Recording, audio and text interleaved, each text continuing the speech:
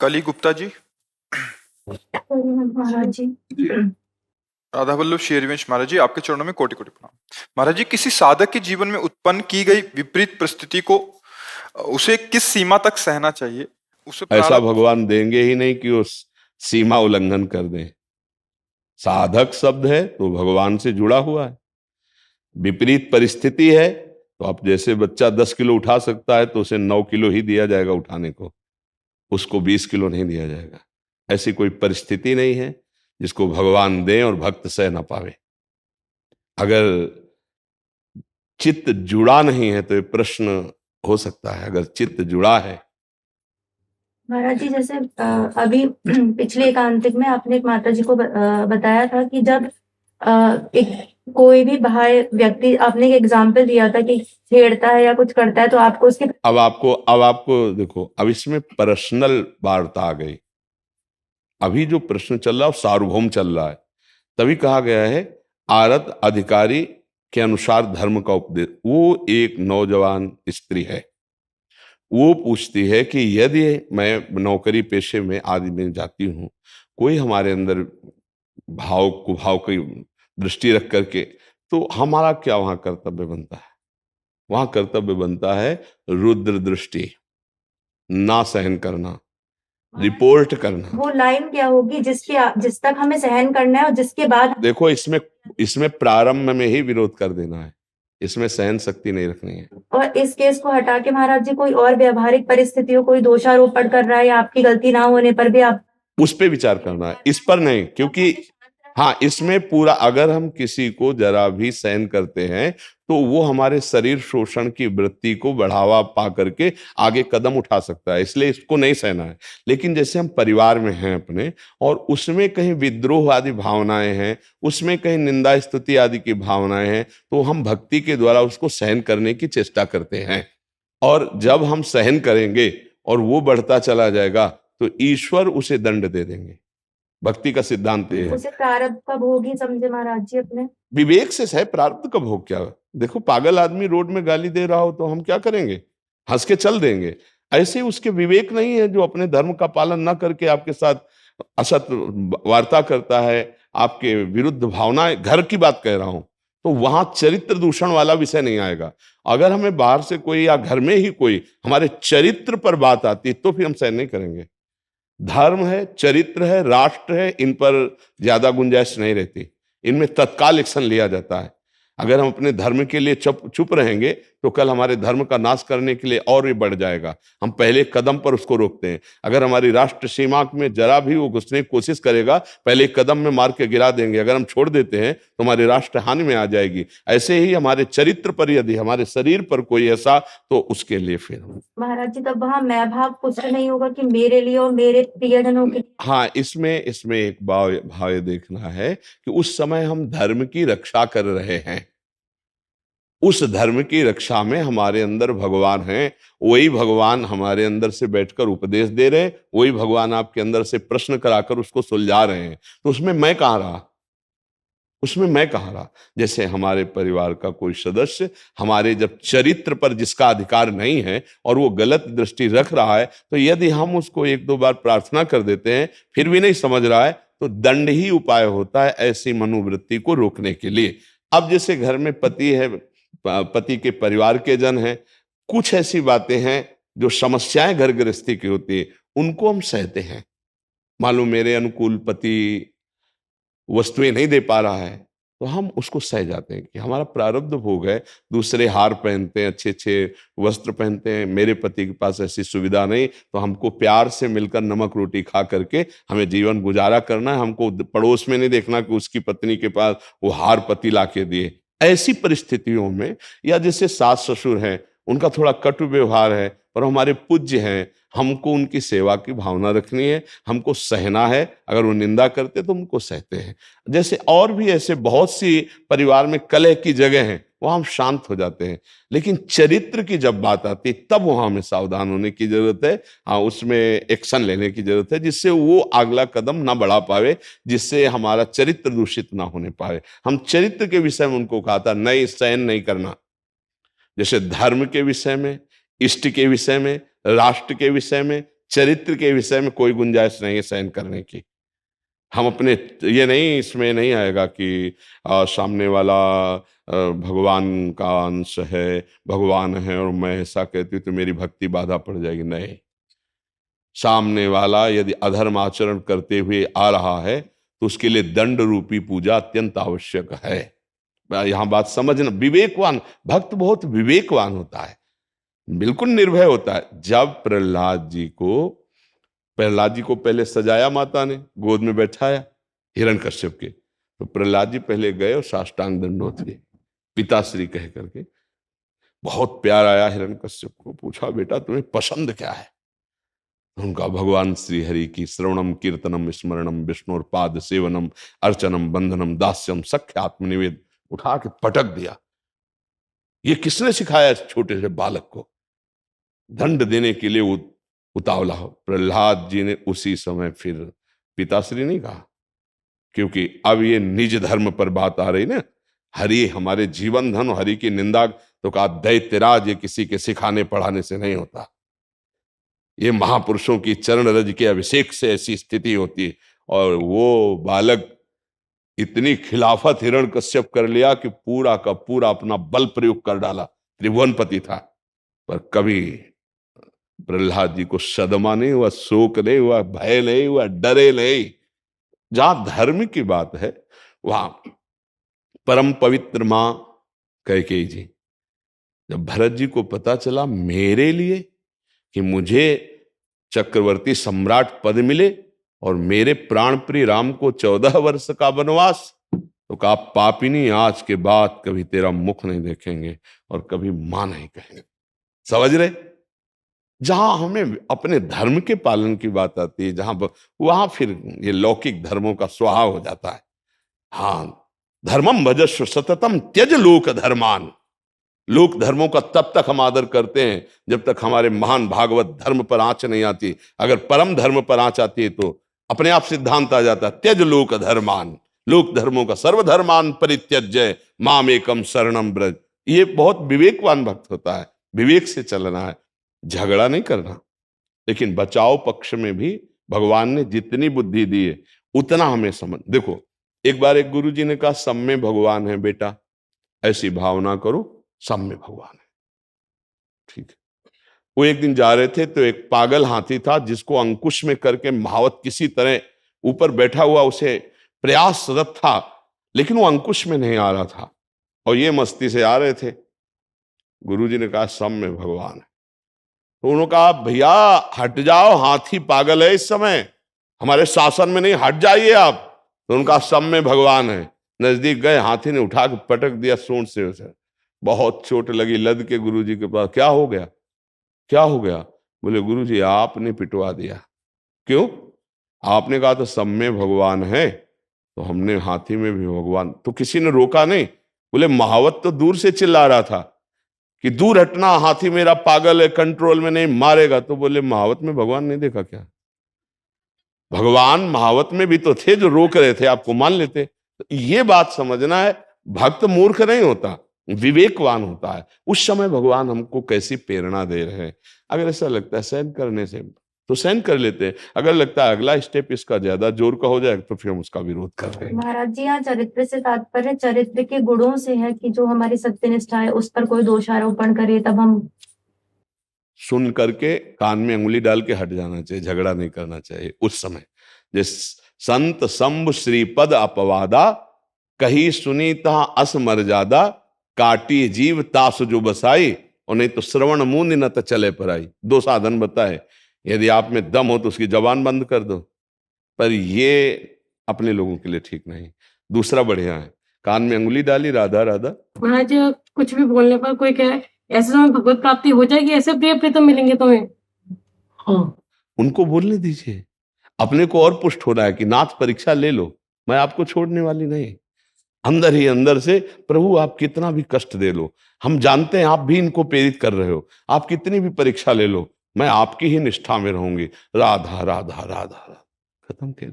यहां कोई झगड़े की जरूरत। अलग अलग जगह धर्म का स्वरूप निर्णय में आता है नहीं? तो अपने लोगों को यहां सहन करना है, यहाँ हमारी हानि नहीं होने वाली। हम उसमें भी भगवत भाव करके हट जाते हैं, पर संग नहीं करेंगे, हट जाते हैं, उपेक्षा कर दे। अब मान लो घर में ही कोई पति है, मान लो अगर ऐसा करता है, तो उसके लिए हमने उपाय बताए। कंठी कह रहा है नहीं धारण करना, हटा दिया। तिलक नहीं धारण करना, जी नहीं धारण। पूजा में नहीं बैठोगे, हाँ जी ठीक है। जितनी देर वो सामने है उनकी सेवा कर रहे, अंदर से राधा राधा जप रहे और एकांत में रो रहे, हे प्रिया प्रीतम आपने ही संग दिया है, अब हम बाहरी आपके सब लक्षण नहीं धारण कर, लेकिन हृदय मेरा आपका है, निश्चित भगवत प्राप्ति हो जाएगी। जब हम कह रहे थे तुम्हें क्या चिंता कर दी। मतलब आप कहीं ना कहीं शिष्यत्व तो भाव आता है ना संतों पर कि मैं इनका शिष्य हूं, तो बात मानोगे तभी तो भाई, बात तभी रंग लाएगी जब आप शिष्यत्व भाव लाओगे। गीता जी तभी उपदेश दिया भगवान ने, मित्र भाव से नहीं दिया। जब नीचे उतर कर साष्टांग दंडवत हुए, बोले शिष्यस्तेयम साधिमाम त्वम प्रपन्नम, मैं आपकी शरण में हूं, आपका शिष्य हूं, तब गीता उपदेश हुई। यदि झगड़ा हो रहा है तो उस समय हमें शांति धारण करनी है। बाहरी में कोई पूजा नहीं करेंगे, राधा राधा राधा, तो रोना आएगा। प्रभु आप देख लीजिए, निश्चित भगवत प्राप्ति हो जाएगी। भगवान के भाव को समझिए। हम अंदर ही अंदर, अगर हमारे घर का माहौल बिगड़ रहा है तो हमें नहीं बिगाड़ना है, उनमें भी भगवान है। हम उनके सामने बिल्कुल संसारी बन के रहेंगे, पर अंदर से राधा राधा रटेंगे और एकांत में प्रभु के लिए रोएंगे, बढ़िया बात बन जाएगी। अब हम झगड़ा थोड़ी करेंगे। अब इतनी निष्ठाया तो हो, जैसे मीरा जी रत्नावती की मूड़ मुड़ आया, बैठ गए, चाहे प्राण ले लो, अब न कंठी हटेगी न तिलक हटेगा। अब ये तो घर घर में झगड़ा शुरू हो जाएगा, नहीं शुरू हो जाएगा। अगर पति ऐसा है, तो ऐसी माहौल वृत्ति है, तो हमको अपनी बाहरी भक्ति को गौड़ कर देना चाहिए, आंतरिक भक्ति को मुख्य कर देना चाहिए, जिससे झगड़ा ना हो। अब दूसरा उपाय तिलक लगाने का, सूखी रज ले ली, ऐसे कर लिया, बिल्कुल नहीं लगा और संस्कार भी हो गया, गुरु आज्ञा का भी उल्लंघन नहीं हुआ। अच्छा रे कंठी की बात, तो जब चले गए तो गले में ऐसे छुआ करके उसे छाती से लगा के रो, देखो प्रभु ऐसी परिस्थिति दी है आपने कि मैं, भगवान सब जाने, पक्का आपके ऊपर प्रसन्न हो जाएंगे। भक्त चतुर होता है, रामई भजेते चतुर। लंका में विभीषण जी राज दरबार में रावण की बैठकर के सभा में महान भक्ति कर ले गए, नहीं कर ले गए। तो हमको ये चाहिए कि भक्ति का ऐसा दिखावा में जहां झगड़ा हो रहा हो तो गुप्त कर देना चाहिए। झगड़ा हो रहा हो तो हमें लगता है कि भक्ति मंडन करना सिखाती है, खंडन नहीं। भक्ति एक प्यार है, भक्ति एक समुद्र जो सबको समा लेती है। अगर हम सही ढंग से चलेंगे ना, तो सामने वाले का परिवर्तन होगा होगा, पक्का होगा। भक्त का संग करने वाला भक्त ही होता है। आप पत्नी हैं और आप भक्त हैं, वो कितने दिन अभक्त रहेगा? आपके संसर्ग से उसका परिवर्तन। कितने ऐसे अभक्तों के चरित्र आए हैं जो पत्नी के संसर्ग से पत्नी से ज्यादा भगवान के भक्त बन गए। ऐसे कितने उदाहरण आए। एक अंगद जी नाम के महापुरुष हुए हैं, बहुत बड़े भक्त हुए हैं। उनका भतीजा राजा था, उनको बिल्कुल किसी साधु महात्मा भक्ति भगवान कोई मतलब नहीं, 100 का 100%। अब उनका जब ब्याह हुआ तो उनकी पत्नी बहुत ही सुशील और गुरु किए हुए और रात दिन भजन में लगने वाली। देखो भाग्य की बात देखो। जब उस घर में आई तो कहीं ठाकुर सेवा नहीं, कहीं कोई भगवान नाम नहीं, कोई बिल्कुल विलासितापूर्ण जैसे राजाओं के होते हैं। बहुत प्रवीण थी, उन्होंने बाहरी कुछ भी भक्ति का वहां कुछ नहीं किया, अंदर ही अंदर भगवान का चिंतन करते ही। अब रोज संतों की सेवा उनके घर में होती थी, राजकुमारी थी, और उनके गुरुजी कभी कभी मिलने आया करते थे कृपा करके। अब वो सब संत सेवा नहीं, गुरु मिलन नहीं, सब। तो एक दिन उन्होंने एक अपने निजी दासी से पत्र लिखकर अपने मायके भेजा, एक बार गुरुजी के दर्शन हो जाए, पर हमारे पति बिल्कुल नास्तिक हैं। बहुत संभाल करके दासी से कहा जब वो ना हो तब उनको लाना।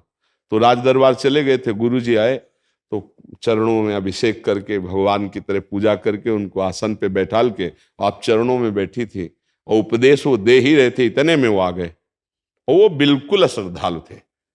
वह खड़े हो, ये साधुता है कि किसी भी पुरुष की स्त्री को एकांत में बैठाल कर आप उपदेश कर रहे हैं? क्योंकि उनके अंदर कोई श्रद्धा भी नहीं थी। तो उनका आप निकलिए, इसी समय महल से निकल जाए, इसमें तुम्हारी इज्जत बची रहेगी। तो उनको पहले बता दिया था, इसलिए वो मुस्कुराए। तो कहा बेटी धैर्य पूर्वक रहना, ये तुम्हारे धर्म की परीक्षा है। और उठे और चल दिए। ये बर्दाश्त नहीं हुआ उनकी पत्नी को। उनका मैं आपसे कुछ कह तो नहीं सकती, लेकिन आज से ना अन्न ना जल और ना आंख खोलकर आपकी तरफ देखूंगे, आप चाहे मार डालो मुझे। आपने मेरे गुरु का मेरे सामने अपमान किया, अब मैं जीऊंगी नहीं। अब ऐसे भूखे प्यासे रहकर अपने प्राण त्याग दूंगा। वो लेट गए आसन में, और वो इतनी सुंदर सुशील स्वभाव की थी कि उनका चित्त आसक्त हो चुका था।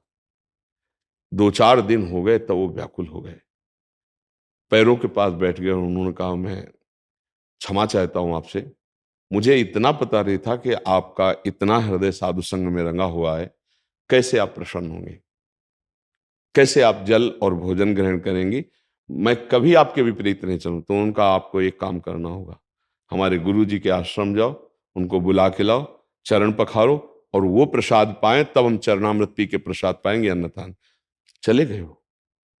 पत्नी में अत्यंत आसक्ति होने के कारण कि ये राजी हो जाए, ये बच जाए, गए। जे ही प्रसाद पवाया और उन्होंने स्वयं पाया, उनको रोना आ गया। मैं इतना नीच हूं कि ऐसे संत के प्रति ऐसी भावना, ऐसी पत्नी के प्रति ऐसी भावना, धिक्कार है हमारे जीवन को। बड़ी ग्लानि हुई। पत्नी से कहा, घर में ठाकुर विराजमान करो, हम दोनों मिलकर सेवा किया करेंगे और अतरे दिन संत सेवा करवाएंगे। खोज करवाते गए हुए संतों को बुलाए। अरे इतने महाभागवत हो गए वो कि बिना भोग लगाए ठाकुर जी का कुछ पाते नहीं थे। बड़ा चरित्र है। राजा ने एक षड्यंत्र रचा उनको मारने के लिए। तो जो उनकी रसोई में भोजन बनाते उससे कहा, जहर मिला दीजिए। जहर मिला दिया गया। राज परिवारों में ऐसा होता है। उनके सामने थाली गई तो जो रसोई बनाने वाली थी वो निजी जन रखे जाते थे, तो वो उनकी बहन थी जो वैधव्य को प्राप्त हो गई थी। जब पाने को बैठे तो उन्होंने कहा, उनकी एक बिटिया थी जो रसोई बनाने वाली थी, कहा हम रोज उसको अपने संग पवाते हैं, आज दिखाई नहीं दे। बोले नहीं, आप पा लीजिए। बोले नहीं उसको। तो उसको लगा कि जब मेरी बेटी से इतना प्यार हो, मैं छल करके राज आज्ञा से जहर मिला रहे। तो उनका, भैया पाना मत, इसमें जहर मिलाया है। उनका क्यों? बोले राज आज्ञा है, अगर मैं जहर नहीं मिलाती तो मेरी गर्दन उतार दी जाती। तो उनका, ठाकुर जी को भोग लग गया है? उनका हाँ। बोले अब नहीं छोड़ूंगा, ठाकुर जी का भोग लग गया, अब नहीं। वही जो इतने नास्तिक स्वभाव पहला था, उन्होंने पूरा सब पा लिया, कुछ भी नहीं हुआ, कुछ नहीं हुआ। उसमें भक्तमाल जी में है चरित्र अंगद जी का, कुछ नहीं हुआ। बड़े महापुरुष हुए, आगे चलो बड़े महापुरुष हुए। तो हमें लगता है कि यदि हमारी भक्ति शुद्ध है तो परिवर्तन तो परिवार का निश्चित हो जाएगा, आज नहीं तो कल। हमको द्रोह नहीं पैदा करना चाहिए, हमें अपनी भक्ति अंदर से बढ़ानी चाहिए, भगवान से प्रार्थना करनी चाहिए, तभी मंगल होगा। जी। विनीत टंडन जी लखनऊ से। श्री हरिवंश, जय श्री राधा वल्लभ महाराज जी। श्री हरिवंश महाराज जी। हे गुरुदेव, आपके चरणों में कोटि कोटि वंदन। महाराज जी, मैं जानना चाहता हूं कि माया का क्या सिद्धांत है, इसे व्यवहारिक और परमार्थिक दृष्टिकोण से कैसे समझा जा सकता है? पहली बात, जैसे भगवान अनिर्वचनीय है, ऐसे माया अनिर्वचनीय है। भगवान की एक अनिर्वचनीय शक्ति है माया, जो भ्रम पैदा करती, सत्य वस्तु का विस्मरण करा करके असत्य वस्तु को सत्य भाषित कराती है और सत्य वस्तु को छुपाए हुए है। और भक्ति भगवान की जो है वो असत्य वस्तु को असत्य अनुभव कराते हुए सत्य में स्थित करती है। इसी में सत्य है और इसी में असत खेल रहा है माया का, जिसमें मैं, मोर, तय, तोर इन शब्दों का प्रयोग किया जाता है, वो सब मायाकृत है। आपका शरीर, आपका मन, आपका स्वभाव, ये सब मायाकृत है। जो आप हैं वो श्री भगवान के अंश हैं। इसको ढक दिया माया ने। अब आप अपने को देह पुरुष मान रहे हैं, यही माया का प्रभाव है। भक्ति का यही प्रभाव है, देह शुद्धि का विस्मरण करा करके आत्मस्वरूप श्री भगवान में पूर्ण आसक्ति हो जाना। संपूर्ण चराचर जगत में जिधर दृष्टि जाए उधर अपना आराध्य देव दिखाई देना। जैसे गोस्वामी जी देख रहे हैं ना, जड़ चेतन जग जीव जत सकल राम में जान, ये भक्ति ने दिखाया। और ज्ञान ने दिखाया सर्वम खलमिदम ब्रह्म, लेकिन माया ने सर्वम का जो स्वरूप है वो भेद में दिखा दिया। स्त्री है, पुरुष है, पापी है, पुण्यात्मा है, अच्छा है, बुरा है, जन्म है, मृत्यु है, दुख है, सुख है, लाभ है, हानि है, जय है, पराजय, अपमान है, ये सम्मान है, निंदा है, स्तुति, ये मायाकृत है। बड़ा विशाल माया का स्वरूप है। अगर हम नाम जप करें, भगवान के आश्रित हो जाए, तो इसका रहस्य हम जान सकते हैं। बुद्धि के द्वारा नहीं जाना जा सकता, क्योंकि वो स्वयं रचित है उसी से, तो कैसे जाना जा सकता है? बुद्धि एक सीमित विचार वाली है, और भगवान की माया असीम है और भगवान असीम है। तो जब असीम से जुड़ती है ये, तब इसमें क्षमता आती है उस असीम के चिंतन की। नहीं तो सीमित चिंतन है, अपनी इंद्रियों के मन के विलास की कैसे पूर्ति हो, बस इसका इतना चिंतन है। आप देख लीजिए, कंचन कामिनी कीर्ति इंद्री मन के विलास की पूर्ति, बस इतना है। इसी में ये जहां पूर्ति हुई तो लोभ जागृत हुआ, अपूर्ति हुई तो क्रोध जागृत हुआ। नाना प्रकार के विकारों की रचना इसी से हो रही है, और हम गलती करके विस्मृत हो करके इसी का जो ध्यान है वही कर रहे हैं। ध्यायतो विषयान पुंसान संगास्तेषु उपजायते, संगात संजायते कामः, कामात् क्रोधो विजायते, क्रोधात् भवति सम्मोहा, सम्मोहात् स्मृति विभ्रमा, स्मृति भ्रंशात् बुद्धिनाशो, बुद्धिनाशात् प्रणश्यति। सर्वनाश करा रही है ये, है नहीं फिर भी हो रहा है। माया माने नहीं, या माने जो है ही नहीं, वो अपनी सत्ता इतनी जोर की प्रकट की है, जैसे जो सपने सिर काटे कोई, बिन जागे दुख दूर न होई। कैसा माया का प्रभाव? जैसे स्वप्न में आपको किसी ने बलात् दबोच लिया और आपका गला काट रहा है, आप भारी दुख से पीड़ित हैं। अब आप विचार, जागृत में आपसे पूछ रहा हूं, अब आप विचार कीजिए, उस व्यक्ति को कहीं रंचक कष्ट है क्या? क्या वहां कोई व्यक्ति उसको दबाए है? क्या वहां कोई अस्त्र है? क्या उसको काटा जा रहा है? पर यह समझाया नहीं जा सकता जब तक उसे जगाया नहीं जाएगा। जगने के बाद समझाने की जरूरत नहीं, उसे खुद पता चल जाता है ये सब का सब टोटल स्वप्न झूठा है। समझ रहे हैं? तो उमा का उमय अनुभव पना, शंकर जी के सत हरिभजन और जगत सब सपना, टोटल झूठा है। लेकिन क्या अपने को झूठा लग रहा है? टोटल सत्य लग रहा है। यही माया है।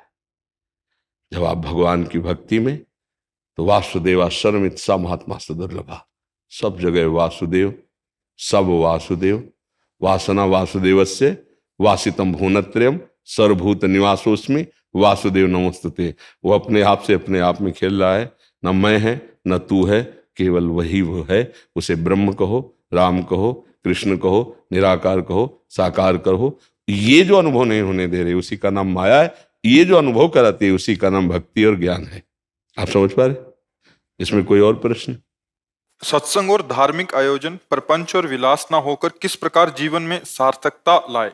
जो सत्संग सत का होता है, कपट रहित, उसे भगवान की भक्ति जागृत होती है। चौथी भगत मम गुणगन करे कपट तज गान, मतलब भगवान के गुणों का गान कर रहे हैं लेकिन कपट रख के। कपट क्या? किसी भी तरह से अपनी सुख की चाह रख कर, लौकिक। जब हम भगवान की चर्चा करते हैं तो सत्संग नहीं होता, उसे व्यापार कहते हैं। समझ गए? और जब हम केवल स्वांतः सुखाय तुलसी रघुनाथ गाथा, अपने आत्म सुख के लिए गान कर रहे हैं, उसके लिए आदेश है, मच्चित्ता मदगत प्राणा बोधयंता परस्परम कथयन्ति च माम नित्यम तुष्यन्ति च रमन्ति च। भगवान कह रहे हैं मेरा गुणगान कैसे करो? मच्चित्ता, मेरे चित्त वाला होकर। भगवत चित्त वाला कैसा होता है? उसके संसार में, त्रिभुवन में भगवान के सिवा कहीं भी महत्वपूर्ण भाव नहीं रहता। महत्व है तो श्री भगवान में है, तभी चित्त भगवान में लगेगा। जहां हमारा महत्व होता है वहां। जैसे गोपीजन परिवार में रहते हुए मुरारी पादार्पित चित्तवृत्ति, जैसे अम्बरीश जी चक्रवर्ती सम्राट होते हुए सा वही मन कृष्ण पदारविंदयो, क्योंकि महत्व बुद्धि श्री कृष्ण में हो गई। वही सत्य है, वही प्रीतम है, तो हमारी महत्व बुद्धि वहां। मत चित्ता मदगत प्राणा, प्राण श्वास जल अन्न, प्रत्येक श्वास में नाम चलना चाहिए। जल और भोजन भगवद अर्पित होना चाहिए। मदगत प्राणा, ऐसा पुरुष जब बोधयंता परस्परम, परस्पर भगवत चर्चा करता है, तो उसी में कथयन्ति च माम नित्यम तुष्यन्ति च रमन्ति च, उसी में वो संतुष्ट है कि मुझे भगवत चर्चा करने को मिल रही है। उसी में रमण करता है, कहीं किसी भी विषय वासना की कोई भी मांग भगवत चर्चा करके नहीं है, उसे सत्संग कहते हैं। उससे सीधे संशयों का नाश होकर भगवत प्राप्ति होती है। पहला, सत्संग का स्वरूप क्या है। दूसरा क्या है? धार्मिक आयोजन और सत्संग प्रपंच और विलास ना होकर। हाँ, धर्म किसे कहते हैं ये समझना पड़ेगा। जिसे शास्त्र आज्ञा करता है, जिसमें अपने नाम, अपने सुख, अपनी चाहत का कहीं भी किंचन मात्र स्वार्थ ना हो, वो धर्म आयोजन होता है। अगर हम चंदा लेकर के और उसका 1 रुपया भी पान खाने में अपने लगा देते हैं तो वो आयोजन असफल माना जाएगा। हमारे पास धन नहीं तो हम 4 लोगों से ले करके और भगवत आराधना या भगवत कथा कीर्तन या जो भी धार्मिक आयोजन कराते हैं तो हमारा पसीना चूना चाहिए और हमको वहां का एक भी कुछ भी अपने लिए स्वीकार नहीं करना चाहिए। और वो धर्म आयोजन बहुतों का मंगल करने वाला हो, स्वयं में निष्काम हो। हमें तो लगता है ऐसे धर्म आयोजन के लिए मांगने की जरूरत ही नहीं पड़ेगी, जैसे चंदा किया जाता है। पर अगर ऐसा करे, उतनी निष्ठा नहीं, अगर करे तो स्वयं का त्यागी होना चाहिए, स्वयं उसका उपभोग ना करे और धर्मार्थ में लगावे, तो वो धर्म कार्य जगत मंगल करने वाला और उसका भी मंगल करने वाला होगा। स्वार्थ की गंध जहां होती उसे धर्म नहीं कहते। वो धर्म की आड़ में अपनी वासनाओं की पूर्ति की जाती है, उसे धर्म नहीं कहा जाता। धर्म सदैव निर्वासनिक होता है, उपासना युक्त धर्म होता है और वासना युक्त जो होता है वो कर्म होता है। कर्म 2 प्रकार का होता है, एक शुभ एक अशुभ होता है, लेकिन धर्म एक ही स्वरूप होता है, अपने कर्तव्य का पालन करना, सामने वाले को सुख पहुंचाना। टोटल धर्म की व्याख्या समझ लीजिए। अपने कर्तव्य का पालन कर, जैसे आप किसी के पति हैं, आप किसी के पुत्र हैं, किसी के पिता हैं, किसी के मित्र हैं, किसी के भाई हैं, आप राष्ट्र में कोई पद स्वीकार किए हुए हैं, अब सब कर्तव्य आपका है। आपको ये नहीं देखना पत्नी का मेरे प्रति क्या कर्तव्य है, बिगड़ जाएगा, धर्म बिगड़ जाएगा। मैंने आपके लिए इतना किया, आपने हमारे लिए क्या किया, बिगाड़ शुरू हो गया। नहीं, मेरा कर्तव्य है कि जब आप अपने कर्तव्य का पालन नहीं करें उस समय मेरा क्या कर्तव्य है, ये धर्म सिखाता है। ऐसे ही बड़े बड़े धर्मानुष्ठान चाहे लाखों करोड़ों अरबों लोगों के बीच में हो, लेकिन सबका मंगल और किंचन मात्र भी स्वसुख वांछा न रहना, उसे धर्म कहते हैं। ऐसा कहीं बिरला ही होता है, नहीं प्रायः अपने स्वार्थ, अपना प्रणाम नमस्कार, अपनी यश कीर्ति को लेकर ही होता है। तो दोनों बातों में, सत्संग में और धर्म में जब हम स्थित होंगे तो केवल परहित होगा, केवल परहित। परहित सरिस धर्म नहीं भाई, सदैव शास्त्रों ने इसकी जय जयकार की है, इसे ही धर्म कहते हैं। और सत्संग, जब तक सत्य नहीं है तो संग क्या।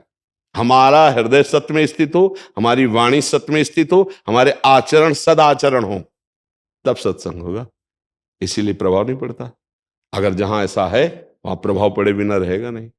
निष्कामता प्रभाव लाती है। यदि हम निष्काम होकर आपसे बात कर रहे हैं तो आपका हृदय शीतल हो जाएगा, आपकी श्रद्धा पुष्ट हो जाएगी और आपको लगेगा कि जीवन की खोज हमारी पूर्ण हो रही है। और यदि हमारे अंदर छल है, कपट है और हम आपको उपदेश कर रहे हैं, वो रंग नहीं लाएगा। भले थोड़ी देर शांत बैठे बाहर जाएंगे तो आपको लगेगा कि नहीं, जो मैं खोज रहा हूं वो नहीं मिला है। सत्य एक बार मिल जाए वो भगवत कृपा से होता है। जो सत्संग है, बिनु सत्संग विवेक न होई और राम कृपा बिनु सुलभ न सोई। भगवान की कृपा से यदि सत्संग मिल जाए तो फिर सत्संग का सीधा अर्थ है भगवत प्राप्ति। संत संग अपवर्ग कर और कामी भव कर पंथ, ये पहचान है। संत का संग मोक्ष धर्म की तरफ आपको ले जाएगा, भागवत धर्म की तरफ ले जाएगा। अगर कामी माने कामना युक्त है तो वो संसार की तरफ ले जाएगा।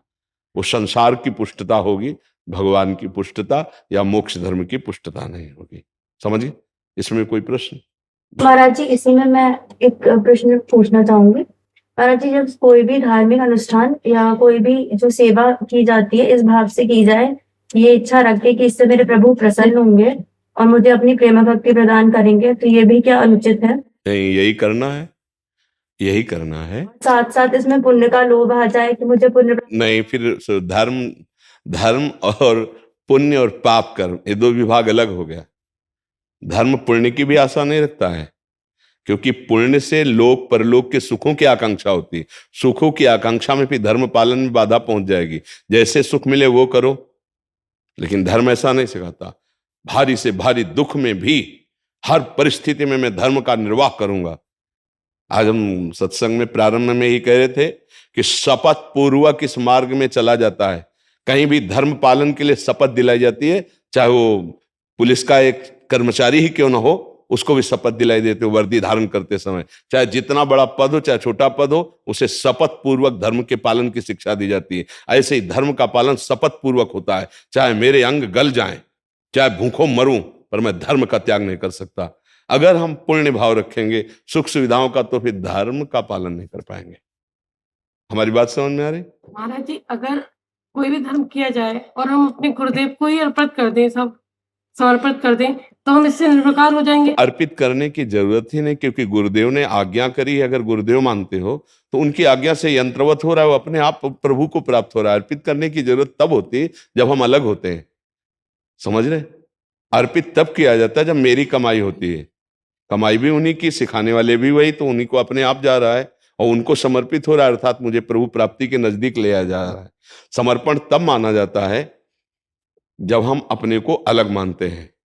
जैसे मेरे पास 100 रुपये 5 रुपये आपको देख सकता हूँ, पर 95 मेरे बच्चे ना अपने में से 5 दिए। अगर ये पता है कि आपकी ही वस्तु है 100 रुपया, आप उसमें 5 ले लेते हैं तो भी 95 आपके ही हैं।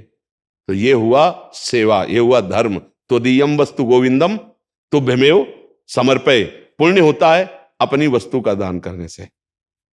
धर्म और पुण्य में अंतर समझ रहे हैं आप?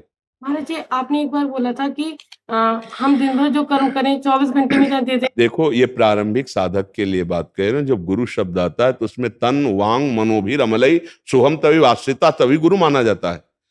कि मैं तन से, वचन से, मन से और स्वयं से आपकी आज्ञा पर अपने आप को समर्पित कर दे, तो गुरु आज्ञा से हो रहा। मैं कोई कर्म थोड़ी कर रहा हूं, मैं कोई भजन थोड़ी कर रहा हूं, तो गुरु आज्ञा करा रही है और ये उन्हीं को समर्पित हो रहा है। जब नए साधक का जो संसार में आसक्त है, अभी भजन में प्रवेश नहीं हुआ, उसके लिए कहा जाता है कि आप अपने, मान लो आप 10 घंटा नौकरी में है, आपको समय नहीं मिला भजन करने का, तो टोटल 10 घंटा भगवान को समर्पित कर दीजिए। तो आपका वो कर्म भगवान को समर्पित होने के कारण वो भागवत धर्म बन जाएगा। जो स्वभाव से कर्म किया जाता है, अहंकार से किया जाता है, इंद्रिय मन बुद्धि की प्रेरणा से किया जाता है, वो सब परम पुरुष नारायण को समर्पित कर देने से भागवत धर्म हो जाता है। लेकिन ये एक प्रारंभिक दशा है। जब हम स्वयं समर्पित हो गए तो हमारे सारे कर्म अपने आप समर्पित हो जाते हैं। यदि ऐसी स्थिति ना हो तो समर्पण करता रहे, तो ये स्थिति आ जाएगी। अगर ये मान लेते हैं हम कि हमारा तन, हमारा मन, हमारी वाणी, हमारा जीवन प्रभु को समर्पित है, तो टोटल समर्पित हो गया ना। जैसे बाहरी नौकर जब घर में काम करने आएगा तो उसको 8 घंटा बाद वो रुक जाएगा। महीने में बंदा है तो महीने में ले लेगा, रोज का है तो रोज ले। लेकिन घर का नौकर वो तो वही खाएगा जो आप खाएंगे, जहां आप लेटाएंगे वही लेटेगा। उसको उसकी सारी क्रियाएं पेमेंट युक्त नहीं है, वो समर्पित है, स्वाभाविक समर्पित है, क्योंकि वो घर का नौकर है, अपने घर का है, उसका कोई घर नहीं, वो आपको समर्पित है। हम लोग ऐसे प्रभु को समर्पित होते हैं कि हमारे प्रभु हैं, उनके द्वारा सारी दी हुई वस्तु है, जो क्रियाएं हो रही उन्हीं के बल से हो रही और उन्हीं को स्वाभाविक समर्पित है। उनके सिवा मेरा कोई नहीं है। उसको अलग से कृष्णार्पणम वस्तु नहीं कहना पड़ता, लेकिन जिसकी ऐसी स्थिति नहीं है उसको करना चाहिए। समझ रहे? अगर वो बात सुनी तो ये बात भी आगे की समझ लीजिए। अगर इसमें नहीं स्थित है तो वो कर लीजिए। अगर उसमें आपको लग गया है कि अब तन वांग मनोभीर सब कुछ समर्पित है, तो फिर समर्पण की अब बकाया क्या रह गए? इससे जितनी क्रियाएं होंगी सब प्रभु के लिए। अब असत क्रिया ऐसे से नहीं होंगी जो समर्पित है। जब तक असत क्रिया हो रही तब समर्पित नहीं हो, समर्पण करते रहो। और असत क्रिया के बाद जलो, पश्चाताप करो, मेरे से भगवान से विमुख ये कर्म कैसे बन गया। हे नाथ, मुझे सामर्थ्य दीजिए कि मेरे से आज के बाद आपके प्रतिकूल कोई कार्य न हो। प्रतिकूल वर्जनम, श्री कृष्ण अनुकूल लेन है, तब स्थिति आ जाएगी। ये अगर आपकी स्थिति नहीं है तो आगे के लिए लक्ष्य बना लीजिए और जो पीछे उपदेश किया गया उसको समर्पित करते रहिए। समझ पा रहे हैं आप? राहुल जी दिल्ली से। राधा वल्लभ श्री हरिवंश गुरुदेव जी। राधा वल्लभ श्री हरिवंश महाराज जी। महाराज जी, श्री जी की कृपा से हम लोग एक एनजीओ चलाते हैं जिसमें महाराज जी लिख रहे हैं कि जरूरतमंद और बेघर जो बेसहारा, उन्हें हम इलाज कराते हैं, उनको जो भी सहायता होती है वो करते हैं। महाराज जी, अधिक व्यस्तता होने के कारण एकांत में आसन पर बैठकर पाठ व माला नहीं जप कर सकते, जिसके कारण मन बहुत जलन होता है। गुरुदेव, प्रश्न ये है कि भगवत प्राप्ति कर्म योग से होगी या भक्ति योग से? महाराज जी, हमारे लिए क्या नहीं, कर्म योग से हो जाएगी, पर कर्म योग होना चाहिए, केवल कर्म नहीं। कर्म योग वही होता है जो हम परहित की भावना से करते हैं और नाम जप करते हुए भगवान को समर्पित करते हैं। तत्सुख भावना, जैसे हमें तो इसका ज्ञान है नहीं, जो आप एनजीओ, अच्छा, इसमें मतलब लोग दान वगैरह भी करते होंगे, करते ना? हाँ, तो इसमें सावधानी ये रखनी कि जिस हेतु से जो धन मिला है उसको वहीं खर्चा कर दिया जाए, अपने प्रयोग में ना लाया जाए। अगर अपने प्रयोग में लाया जाएगा तो कर्म योग नहीं बनेगा वो। अपने में नहीं लेते। हाँ, मतलब इसमें सावधानी रखनी है। आप अच्छे हो, आप नहीं लेते हो, लेकिन हमारा कर्तव्य है कि जिस विषय में आपने प्रश्न किया है भगवान की प्राप्ति, तो उसी कर्म को हम कर्म योग बनाते हैं।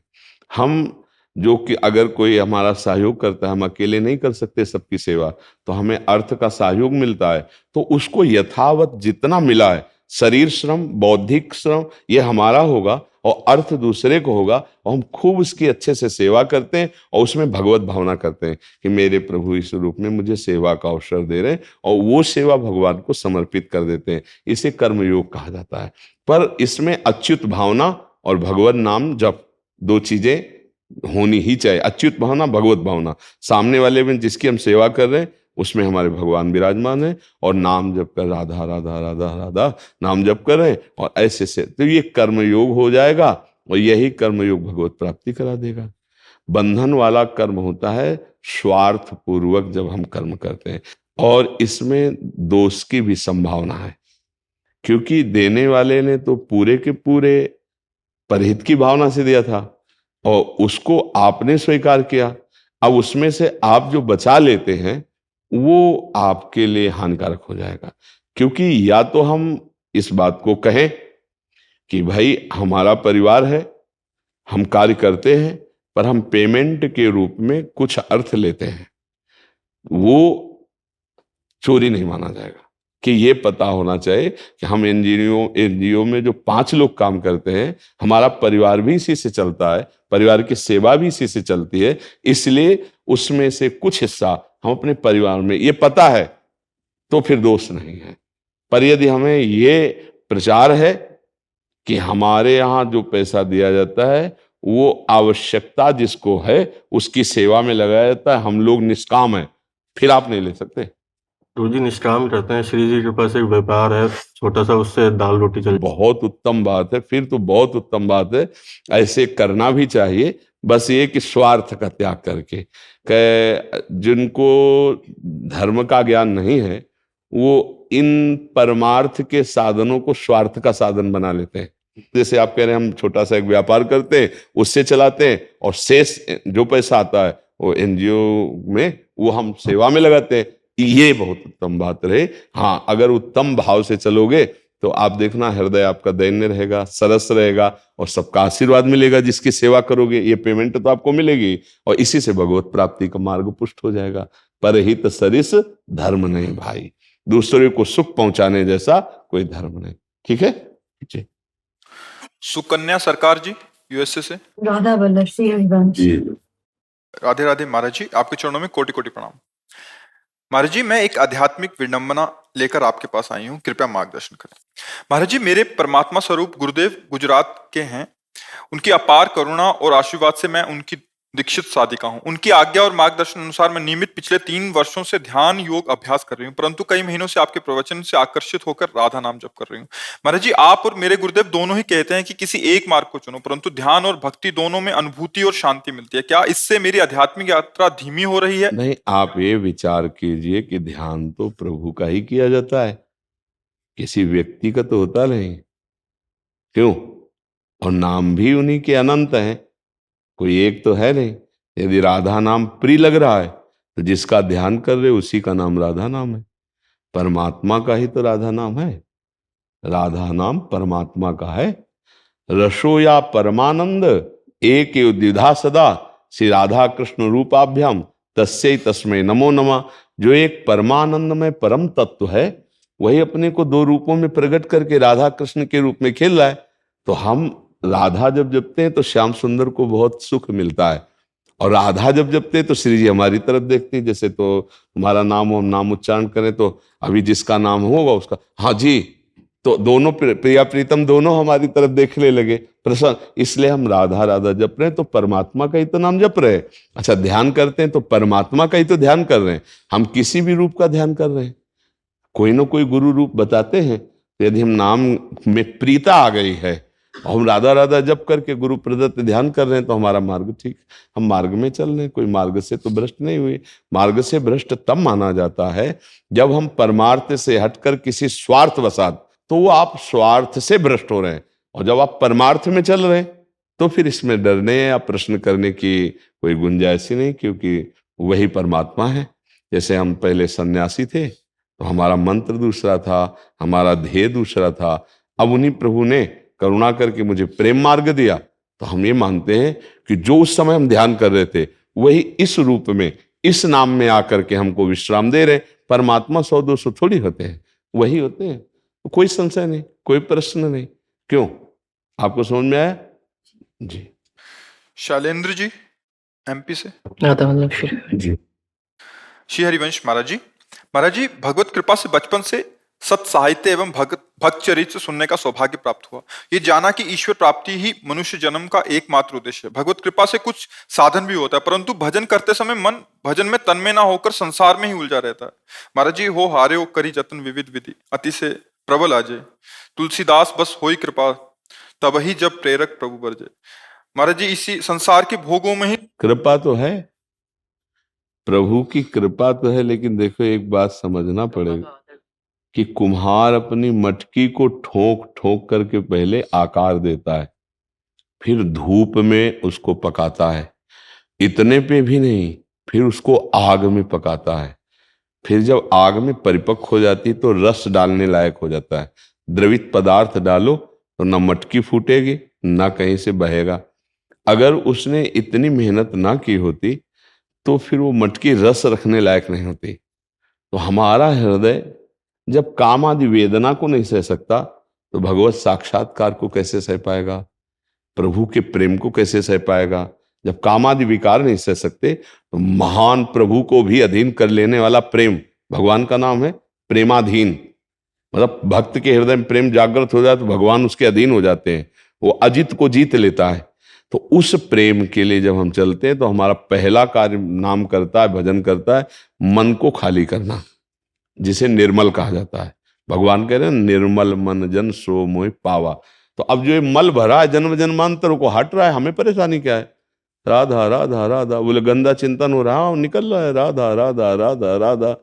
अब उस समय तुम घबरा जाते हो कि कितना गंदा आ रहा है, अब ये तो हमको भ्रष्ट कर दे। कुछ नहीं, वो कुछ नहीं। जैसे रोड किनारे बैठे हो आप, सैकड़ों लोग आ जा रहे हैं, आपको किसी से कोई मतलब नहीं। अगर किसी से बोला, चाहे गुस्सा से या प्यार से, वो रुक जाएगा। ऐसे ही वो वृत्तियां निकल रही। अगर उसे राग किया, सुख भोगने लगे ऐसा, तो वो रुक जाएगी वृत्ति। या द्वेष किया तो न राग न द्वेष न कोई परेशानी, राधा राधा राधा राधा। एक दिन देखेंगे मन खाली हो गया, मन जहां निर्मल होगा वहां प्रभु में डूबने लगेगा। अभी मल भरा है तो मल निकल रहा है। बहुत महामहिम नाम है, वो अंदर जा करके इन सब दोष वृत्तियों को निकाल रहा है। तो घबराने की जरूरत क्या है? और कभी ऐसा लगता है कि मतलब इसलिए लगता है कि अभी शरणागति पुष्ट नहीं हुई। अभी शरणागति पुष्ट, शरणागति, विश्वास करो श्री भगवान पर। नाम चल रहा है तो अमंगल कैसे हो सकता है? अच्छा, नाम भी छूट जाए तो हमारा मंगल कैसे हो सकता है? हम तो भगवान के हैं। हो सकता है हम भूल जाएं भगवान को, लेकिन है तो भगवान के, जैसे हैं उनके हैं। हाँ, तो यही शरणागति काम करती है। जैसे हम बेहोश हो जाएं उस समय नाम जप नहीं चलेगा, पर आश्रय से भगवत प्राप्ति हो जाएगी, क्योंकि जीवन भर उसने भगवान का आश्रय लिया है। आश्रय समझते ना, ये कि मैं जैसा हूं प्रभु का हूं, प्रभु मेरे हैं, इनके सिवा हमारा कोई, मेरे तो गिरधर गोपाल दूसरों न कोई। तो फिर संशय नहीं करना, भजन कर बढ़ाना है, जानबूझ के छोड़ना नहीं है। अगर किसी कारण छूट जाता है तो खुद देखना, व्याकुलता बढ़ेगी आपकी, दोष नष्ट होंगे और निरंतर भजन होगा, पक्का होगा। उसमें लगे रहें।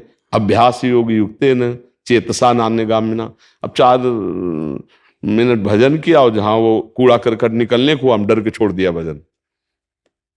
अब फिर विषय भरने लगे, टीवी देखने लगे, चार लोगों से मिलने लगे, प्रपंच की बात का, तो फिर मन शांत हुआ।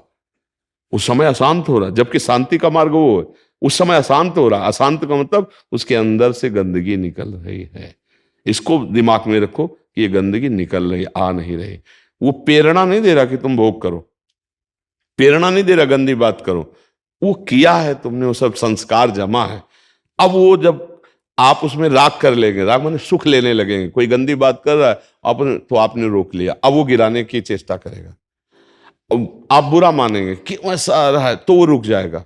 ना बुरा ना अच्छा, उदासीन हो रहा, धारा धारा धारा। ये कला है, युक्ति से मुक्ति है। अगर ये युक्ति पकड़ लो तो धीरे धीरे मन वश में हो जाएगा, और नहीं तो अच्छे अच्छे को घबराहट पैदा हो जाती है, और यही लगता है कुछ चलो कहीं चार लोगों के बीच में बैठते हैं, नहीं तो हमारा मन जो है हमको परेशान कर देगा। परेशान नहीं कर रहा, वो निर्मल हो रहा है, वो निर्मल। अब हम समझ नहीं पाते और हम परेशान हो जाते। इसीलिए सत्संग की आवश्यकता होती। बिना साधु संग के भजन पुष्ट नहीं होता। क्योंकि जैसे आपने सुना, अब इसे पकड़ लो तो आप बहादुरी से लड़ना शुरू हो जाएगा। जहां नाम जब शुरू हुआ गंदे, तो आपको आनंद आने लगे, निकल रहे, ऐसे घबरा जाओगे, अरे ये तो इतनी गंदी बात तो पहले कभी नहीं आई। जितना हम माला लेकर के बैठते हैं नाम जप करने, तब गंदी बात आती है। नहीं, आती नहीं है, वो जाती है। तो इसलिए धैर्यपूर्वक रहिए, और कहीं ऐसा ना हो जाए कि मैं नष्ट हो जाऊं, तो भगवान का भरोसा भी रखो। शरणागति पर ध्यान दो कि नहीं, मैं तो भगवान की शरण में हूं, और भगवान बड़े कृपालु, मेरा मंगल होगा। यद्यपि मैं नीच हूं, पामर हूं, अदम हूं, पर हमारा मंगल होगा। समझ रहे आप? और महाराज जी, आज के सत्संग के बल पे हम कहते हैं हमारे को भगवत प्राप्ति होगी। हाँ, विश्वास रखो, विश्वास रखो। विश्वास में बड़ी बात होती है। देखो, किसी किसी बात को ऐसे पकड़ा जाता है कि हम में तो कोई सामर्थ्य है नहीं, पर आपके संत ने कह दिया, और प्रभु ये सुना कि आप अपनी बात टाल सकते हो, संत की बात नहीं, इसलिए मेरे को तो भगवत प्राप्ति हो गई। ऐसा जैसे है ना, ये कभी कभी आनंद के फ्लो में निकलता है। कल का सत्संग में इसी का हम खंडन करते हुए तुम्हें सुनाते मिले। तुम्हारे अंदर काम है, क्रोध है, लोभ है, मोह है, मद है, मत्सर, ममता, तुम्हें भगवत प्राप्ति हो, दुर्गति होगी तुम्हारी, तब डरना नहीं। तुम उस समय यही याद रखना है, हाँ, कि मुझे तो हो गई, किसी और को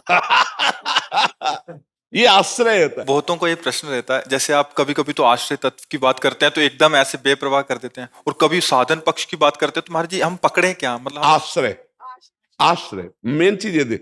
नाव में हम बैठे, अब तैरने की बात हम कह रहे हैं, तो आपको तो देखना है कि मैंने तो नाव में कदम रखा है, मैंने तैरने में असमर्थ हूं, असफल हूं, तो हम तैरने की बात सुनेंगे कि बाबा तैरा कैसा होता है, ऐसा होना चाहिए, वैसा होना चाहिए। बोले तुम, हम तो नाव में बैठे हैं, है नहीं महाराज जी। पर गुरु आज्ञा, फिर ऐसा होता है कि उस दिन का सत्संग वो गुरु आज्ञा है। नहीं, इसमें एक बात ये ध्यान रखना, सत्संग सार्वभौम होता है, जी महाराज। आज्ञा पर्सनल होती है। अच्छा।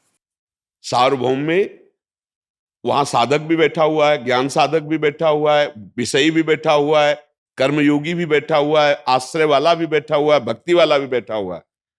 तो सुनने में इतनी चतुरता होनी चाहिए कि हमको इसमें क्या पकड़ना है।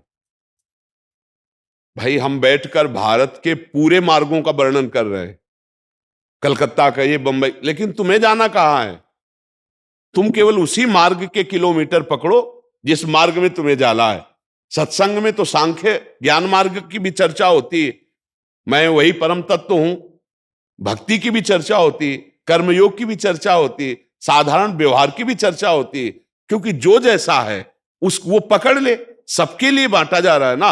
अब आपको क्या पकड़ना है? आपने पकड़ा आश्रय, तो जब आश्रय की बात हो तब उसको ग्रहण करो। बकाया सुन रहे हैं, भगवान की चर्चा है, बड़ा आनंद का विषय है। महाराज जी, आप कहते हैं सत्संग मेडिकल स्टोर है, उसमें हर प्रकार की दवाई है, बट हम किस चीज के मरीज हैं ये तो आप ही बताएंगे ना महाराज जी। वैद्य। इसमें एक बात यह है कि जब आपको छाती ठंडी हो जाए जो बात सुन के, तो आपके लिए वही दवा है, ये समझना होगा। अब जैसे आश्रय की बात कही, और जो साधना अभिमानी है उसके आ जाएगा, क्यों ऐसा कैसे हो सकता है? ऐसा नहीं हो सकता। तो अब उसके लिए है ऐसा, दौड़ो, इतना दौड़ करके आओ। देखो, हर जगह दो सुविधाएं रखी जाती है, बड़ी बिल्डिंग में एक होती सीढ़ी की सुविधा दोनों तरफ से और एक होती लिफ्ट की सुविधा। अब अगर आप सीढ़ियों पे दौड़ के जाने वाले हो तो चढ़िए, असमर्थ हो तो लिफ्ट में बैठ जाइए। वास्तविक इस मार्ग की यात्रा लिफ्ट से ही सुविधाजनक है, क्योंकि हम दौड़ने चलेंगे तो इतनी ऊंचाई है कि कब फिसल के गिर जाए हमें कुछ पता नहीं, कहां थक के बैठ जाए ये भी पता नहीं। तो लिफ्ट का एक ऐसा सिस्टम है कि बटन दबाओ 10वां, तो कब क्रॉस कर गए 5, 6, 8, अगर नंबर की तरफ न देखो तो आपको पता भी नहीं लगेगा और 10वें में जाके खुल जाएगा। ऐसे गुरु कृपा लिफ्ट है। राधा राधा राधा राधा, मैं जैसा हूं अपनी लाडली कहूं, लाडली जो जाने। अब गुरुदेव के वचनों का भरोसा और राधा राधा राधा, वो लिफ्ट में जा रहा है। एक भी कष्ट नहीं, एक भी पसीना नहीं चुआया और 10वें पे पहुंच गया, और एक हाफ करके पसीना चुआ के 10वें तक चढ़ता चला जा रहा है। वो दोनों को मंजिल वही मिली 10वां फ्लोर, लेकिन एक लिफ्ट से गया और एक दौड़ के गया। समझ रहे ना? दौड़ने वाला लिफ्ट में बैठना नहीं चाहेगा, क्योंकि उसे गर्व है कि मैं बलवान हूं, दौड़ो। और एक है जो पहले से समझ लिया कि मेरी हिम्मत नहीं, तो बोले आओ लिफ्ट में बैठो, 10वें फ्लोर में उतर गए। गुरु कृपा मोक्ष मूलम, गुरु कृपा शब्द समझो, मोक्ष मूलम गुरु कृपा, गुरु कृपा ही केवलम, गुरु प्रसन्न साहब अनुकूला, मिटी सकल कल्पित भयसूला। गुरुदेव भगवान कृपा कर दिए, सब कुछ बदल जाएगा। जैसे हो वैसे ही भगवान के लाडले बन जाओगे। आश्रय हृदय से होता है। हे प्रभु, आश्रय उसी का होता है जिसमें कोई बल का स्फुरण न हो। देखना, गजेंद्र भगवान का तब तक आश्रय नहीं लिया जब तक स्वयं में बल था, हाथी हाथिनियों का संग था। जब सब छोड़ के चले गए, 1000 वर्ष हो गए लड़ते लड़ते, खुद थक गया, तब उसको याद आई कि अब बचा सकते हैं तो सिर्फ भगवान। और जे ही आश्रय लिया तो भगवान ने 1 सेकेंड भी नहीं लगाया और आकर ग्राह को परमपद और गज को निकाल दिया। बस आश्रय की बात आप समझ लो। अगर हृदय से आश्रय भगवान का ले लिया, वो आपको साधन में लगा देंगे जिसमें कोई श्रम नहीं होगा। वो आपकी चित्त वृत्ति को खींच लेंगे। घोर पापी को भी भगवान परम पद दे दें, उनके लिए कोई नियम है क्या? तो बस उसी लाइन में खड़े हो जाते हैं कि हम में कोई योग्यता नहीं और आपको कोई योग्यता चाहिए नहीं, महाराज हमारा आपका बढ़िया बहाना बन गया, आप हम पे कृपा कर दे। महाराज जी, ये बात सुन ली और कहीं ना कहीं गुरु आज्ञा है और आपकी बात को सहमत करके हम मान भी लिए। बट क्या होता है महाराज जी, कुछ दिन पहले ये प्रश्न आया था, बाबा हमने महाराज जी की शरणागति वाली बात सुन ली, बट जब दूसरे साधकों को देखते हैं वो तो बहुत भजन कर रहा है, वो तो ऐसा भजनानंदी है, तो वही फिर तो कह रहे फिर ना, जलन होती है। तुम्हारे अंदर दौड़ने की जब तक रहेगी तब तक आश्रय ले ही नहीं पाओगे। उसने आश्रय लिया ही नहीं। अगर आश्रय ले लिया है तो उसकी पहचान हो जाती है कि वो किसी भी दूसरे की ऐसी स्थितियों को देखने की चेष्टा ही नहीं करेगा। हम ये देखें कि कितना उछलता हुआ सीढ़ी से जा रहा, तो आप पीछे लगो उसके। एक तरफ कहते हो हमारी टांग में दम नहीं है, दूसरी तरफ आप देख रहे हो दम वाले को, वो भी बेदम होकर वहीं पहुंचेगा जहां तुम्हें जाना है। ऐसे हाथ उठाए भगवत मार्ग में चाहे जितना दौड़ लो, आखिरी में ऐसे ही करना पड़ेगा। तो तुमने पहले से ऐसे कर दिया तो तुम्हें पसीना नहीं चुआना पड़ेगा, आनंद पूर्वक चले जाओगे। महाराज जी, जैसे पर आपने लिफ्ट का उदाहरण देते हैं कि पहले माले में तो पता लगता है, बीच के माले में, ऐसे ही शरणागति में महाराज जी पता नहीं लगता कि हम किस ऊंचाई में जा रहे हैं। उसकी हम पहचान बता रहे हैं आपको। आपके सामने जब विपत्ति आए तो सबसे पहले मन किसके पास गया है? देखो, अगर प्रभु के पास गया सबसे पहले तो आपका आश्रय प्रभु का है। और यदि फोन नंबर पे गया, किसी व्यक्ति पे गया, इसका मतलब अभी प्रभु का आश्रय नहीं। दूसरी बात, आपके पास संपत्ति बढ़ी, सुख सुविधा बढ़ी, आनंद बढ़ा, अब आपकी वृत्ति किसके पास गई? अपनी बुद्धि पे, मैंने बुद्धि से कमाया, देखो माला माल हो गए। आश्रय नहीं, प्रभु ने दुलार किया, माला माल कर दिया। विपत्ति आई, प्रभु कृपा कर रहे हैं। कोई हमारा पाप है जिसका मार्जन करा रहे हैं, पर है ना प्रभु हमारे साथ। हर परिस्थिति में, सुखद या दुखद परिस्थिति में, जब प्रभु की तरफ वृत्ति जाए तो जान लेना हमारा आश्रय हो रहा है। दूसरी बात, जिसका आश्रय होता है उसका स्वाभाविक चिंतन होता है। भगवान एक चीज मांग रहे हैं, अनन्यस चिंतयन्तो माम।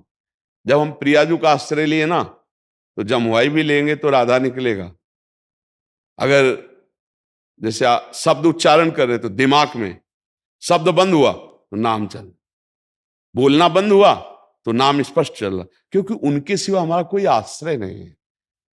अब जैसे कोई हमसे कहे तुम्हारी दुर्गति हो जाएगी, ऐसे से ऐसे से, तो ऐसे दृष्टि जाएगी, श्री जी आप देख लो, कह रहे दुर्गति हो जाएगी, आप देख लेना। वो उसकी बात से घबराएगा नहीं, वो अपनी श्री जी से बात करेगा, श्री जी देख लो।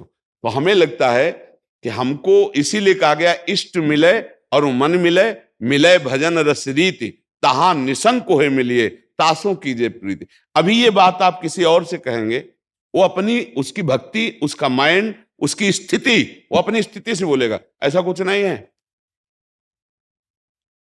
भैया, यहां जितना करोगे उतना ही मिलेगा तुम्हें, गलत नहीं है, ये भी एक सिद्धांत है। लेकिन ये सिद्धांत कर्ता को है, भोक्ता को है, भगवान के भक्त का नहीं। जितना करोगे उतना मिलेगा, ये नौकर का सिद्धांत है, घर के आदमी का नहीं है। क्यों? नौकर बन के जाओगे तो उतना ही पेमेंट मिलेगी जितना करोगे, अगर घर के आदमी हो तो फिर पेमेंट वाली बात नहीं रहती, घर वाला शब्द रहता है। ये आश्रय घर वाला है और वो साधना पेमेंट वाली है। ये केवल कोरी भावुकता की बात नहीं है, साधना पेमेंट, जितनी साधना करोगे उतना ही फल आएगा। और ये भरोसो दृढ़ इन चरणन के, सूरदास जी का पद है, भरोसो दृढ़ इन चरण, श्री वल्लभ नख चंद्र छटाबिन, सब जग माहि अंधेरो। अब हमारे लिए तो केवल प्रभु, मेरे प्रभु। जैसे मीरा जी का दृढ़ आश्रय देखो, मेरे तो गिरधर गोपाल दूसर वल्लभ, अंदर दृढ़ आश्रय, किसी भी भक्त का आश्रय। गोस्वामी तुलसीदास जी, एक भरोसो, एक बल, एक आस विश्वास, एक राम घनश्याम हित, चातक तुल, ये दृढ़ आश्रय। जैसे अपने लोग चिल्लाते रहते हैं हमारे माई श्यामाजू को राज, तो श्यामाजू सुन नहीं रही कि हमारे सहारे है, तो उनकी हम नौका में बैठ गए हैं। हमको तैरने वालों का आनंद लेना है, पर हम तैरने के लिए कूद जाए कि यार नौका से क्या होगा, तो हम फंस जाएंगे। तैरने में बड़ी समस्या है। क्या समस्या है? ये बड़ा भयावह समुद्र है, इसमें बड़े बड़े मगरमच्छ हैं, बड़े बड़े जीव जंतु हैं, लील जाएंगे। जैसे काम, क्रोध, लोभ, मोह, मद, मत्सर। हम संसार समुद्र को तैर कर जाना, मुझे लगता है बड़ी असमर्थता है, वो लील जाएंगे। और अगर आप नौका पे बैठे हैं तो श्री हरिवंश प्रताप नाम नौका निज खेवक, भव सागर सुख तरत निकट हरिवंश जो सेवक। इसलिए हमको उनकी बात देखकर प्रणाम करना है, जो साधन पद बहुत, लेकिन हम आश्रित हैं भगवान के। बोले तुमसे साधना नहीं, वो जो करवा रहे हैं वो हो रही है, जो करवा रहे हैं वो साधना। इस साधना के बल से हम भगवत प्राप्ति नहीं कर पाएंगे, हम उनकी कृपा से करेंगे और उनके आश्रित। ये एक दैन्य मार्ग है, यही चरम अवस्था की भक्ति को प्रकाशित करता है, ध्यान रखना। नहीं, साधन भक्ति करते करते जन्म के जन्म व्यतीत हो जाते हैं।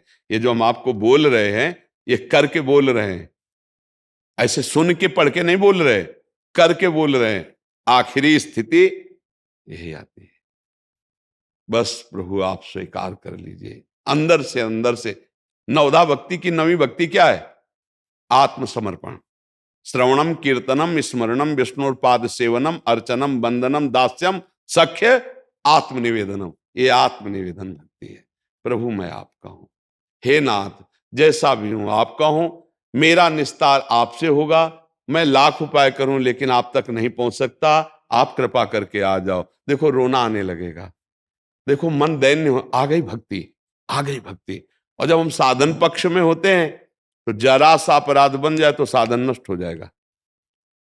देखो जैसे आप बहुत साधन भजन बढ़िया कर और किसी संत की निंदा कर दी, संत की किसी की निंदा कर दी, तो किए सुकृत बहु जन्म के क्षण में डारे खोए। बहुत जन्मों का साधन भजन सब चौपट हो जाएगा, सब रुक जाएगा। अच्छा, आश्रय वाला एक तो किसी की निंदा करने की हिम्मत नहीं करे क्योंकि जानता मैं खुद नीच हूं, भगवान के सहारे चल रहा हूं, तो मैं क्या निंदा करूं? अगर कुसंग वसात हो गई तो उसका हृदय इतना जलेगा कि उसका पाप टिकेगा नहीं। वो हृदय से जलेगा और रोएगा, भगवान से कहेगा गलती हो गई। अंतर इतना होगा, साधन वाले का साधन लुट जाएगा और आश्रय वाले को इतनी जलन होगी, पश्चाताप होगा कि दोबारा वो कभी करेगा नहीं। और उन संत की बार बार प्रणाम मुद्रा, उनसे क्षमा याचना और भगवान से क्षमा याचना, उसका हृदय बड़ा कोमल हो जाता है। अगर कुसंग वशात हो भी जाए तो इतनी जलन होगी कि तत्काल पाप नष्ट हो जाएगा, उसके लिए आगे के लिए इकट्ठा नहीं होगा। आश्रय बहुत जोर का है भगवान का। ये चीज आपको सर्वत्र नहीं मिलेगी। साधन की बात सर्वत्र होती है, आश्रय हम भी नहीं कह रहे हैं कि अपने मन की बात कह रहे हो अकेले। गोस्वामी तुलसीदास जी कह रहे हैं, जरा समझना, बिगड़ी जन्म अनेक की अब ही सुधरे आज, आज अभी सुधर गई। बोलो आज अभी कौन सा ऐसा साधन हो गया? बोले हो ही राम को। अब यहां रुक जाते। बोले अनेक जन्मों की बिगड़ी तुम्हारी आज अभी सुधर गई। बोले क्या? कि हे श्री राम मैं आपका हूं। आ गई बात, समझ रहे हो? गोस्वामी जी कह रहे अब हम जिए कैसे इतने दिन? तो बोले नाम जपो। तुम्हारा जीवन कैसे बीती? तुम्हारा काम हो गया। अब वो अनुभव में कैसे आवे कि हमारा काम हो गया? बोले नाम जप। फिर आगे क्या? कुसमाज, तज कुसमाज, गंदी बातें, गंदे आचरण, इनका त्याग कर दो। कैसे होगा? बोले नाम बल से होगा, क्योंकि नाम जप कर रहे हो। लेकिन हमारा कल्याण आश्रय से हो गया। जैसे आपने बोला ना अभी, हमारा तो हो गया, तो वो काम हो गया जो फाइनल होना है। अब हमारा जो जीवन बचा है, हम नाम जपते हुए जीते हैं और कोई पापाचरण नहीं करते हैं। अगर कभी भूल से हो जाता है ऐसे जनों के द्वारा कुसंग वसात, तो जन अवगुण प्रभु मान न काऊ, दीन बंधु अति मृदुल स्वभाव। किसी की निंदा नहीं करनी। एक बात समझना कि हम तो आश्रित हैं, आश्रय, सब ये नहीं बातें होती, ये हमारे हृदय का विषय है। बाहर से कोई समझा रहा है आपको ऐसा कर, जी जी, लेकिन हमको ये रखना है श्री जी को करवाना होगा करवा लेंगे, हम तो श्री जी के आश्रित है बस। वो अंदर से कहीं फंसता नहीं है। ये जो बताया कि वो दूसरे को साधन को दे, उसने आश्रय लिया नहीं, दूसरे को देख कैसे रहे हो? आश्रित तो अपने और अपने प्रभु को देखता है, दूसरे को नहीं। दूसरे कोई ज्ञान से चल रहे हैं, कोई योग से चल रहे हैं, कोई कर्म योग से बड़े साधन है, सबको प्रणाम है। हमारी योग्यता नहीं थी तो हमें भगवान का आश्रय मिल गया, हम आश्रय से चल रहे हैं। और आश्रय वाले का कभी पतन नहीं होता। नामे भक्ता प्रणश्यति। आश्रय वाले की पूरी जिम्मेदारी होती, करो सदा तिनके रखवारी, जिम बालक राखे महतारी। इसलिए आश्रित, भगवद आश्रित, भगवद आश्रित, ये बात खुद समझ में आ जाएगी। पहली भूमिका हो गई हम आश्रित है, दूसरा हमें नाम जपने का प्रयास करना है, तीसरा हमसे कोई पापाचरण न हो, ये भगवान के बल से प्रयास रखना है, पक्का भगवत प्राप्ति। दो बाद की बात है। पहली बात है होई राम को, पहले हम प्रियाजू के हैं, श्री जी के हैं, ये बात हमारी ठसक आ गई। अब राधा राधा राधा, अब कोई गंदे काम हमसे ना हो जाए, ये हमें ध्यान रखना है। अगर हो जाते हैं भूल से तो हम प्रभु के सामने ही रोते हैं, उनसे क्षमा याचना करते। पक्का भगवत प्राप्ति का ये बहुत सरल और सिद्ध मार्ग है, बड़े बड़े संतों से ये पास है। इसमें ऐसा नहीं कि केवल हम एक नई रीति चला रहे। गोस्वामी जी कह रहे बिगड़ी जन्म अनेक की अब ही सुधरे आज, होई राम को नाम जप तुलसी तज कुसुमात। राधा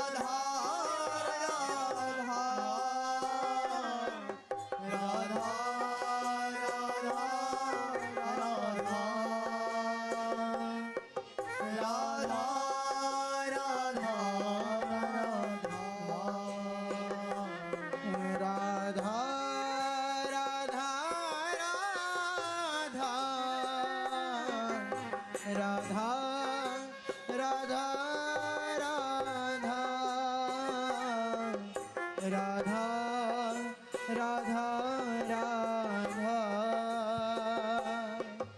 राधा राधा राधा